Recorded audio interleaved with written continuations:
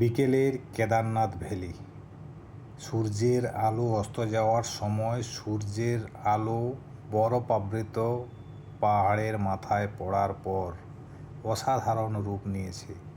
এই হলো কেদারনাথ মন্দিরের পিছনেই কেদারনাথ শৃঙ্গ বা কেদারনাথ ডোম পর্বত।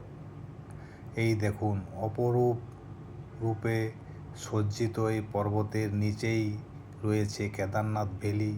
এই ভ্যালিতেই রয়েছে বাবা কেদারের মন্দির, আর আশেপাশে 3 দিক ঘিরে রেখেছে সুউচ্চ পর্বতমালা।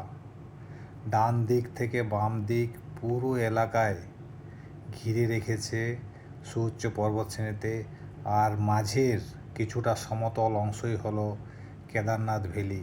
এই অংশেই রয়েছে মন্দির থেকে আরম্ভ করে বিভিন্ন সরকারি ও বেসরকারি হোটেল, টেন্ট ও বিভিন্ন রকমের আশ্রম। এইগুলো হচ্ছে সমস্ত হোটেল, খাওয়ার রেস্টুরেন্ট সহ সমস্ত কিছুই।